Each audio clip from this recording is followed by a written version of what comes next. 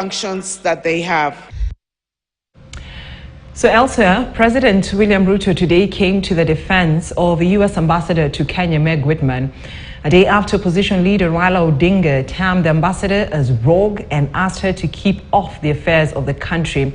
The head of state has described Raila's comments as reckless, personal, and unwarranted, while insisting that Ambassador Whitman's remarks that the previous election was free and fair were factual. The president's rebuttal came as after he met Ambassador Whitman and U.S. Senator Chris Coons at State House, Nairobi. KTN's David Muthoka reports.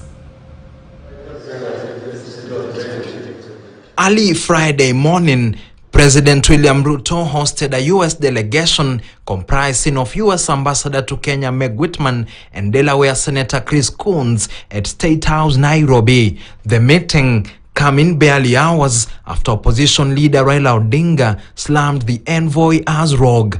Raila had been irked by Whitman's remarks that the 2022 elections were free and fair. Shortly after the State House meeting, at a separate function, President Ruto broke his silence over the matter. The American ambassador said two statements of facts. She said the last election was the freest and the fairest in the history of Kenya, which is a statement of fact. She said Kenya is open for business, which is also a statement of fact. I mean, surely, let us have some decorum and respect ourselves as we demand respect from others. The head of state further defended the ambassador, saying she deserves respect from the opposition. Between the people who are orchestrating destruction of property and sabotaging our economy, and those who are working with us to create investment opportunities and investment capital for the people of Kenya, between those two, I was wondering who is actually rogue. I think it's for the people of Kenya to judge.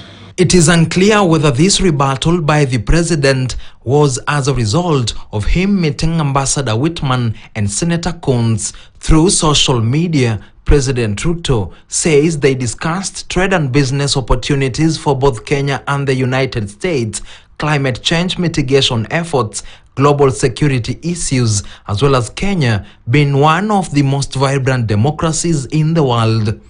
Senator Coons' meeting with the head of state comes just days after he met opposition leader Raila Odinga, with dialogue between government and opposition said to have featured in the talks.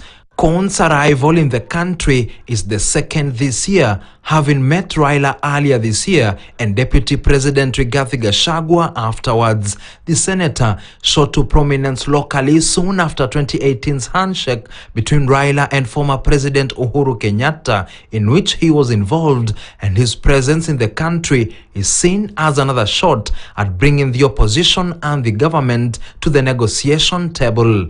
David Muthoka, KTN News, Nairobi.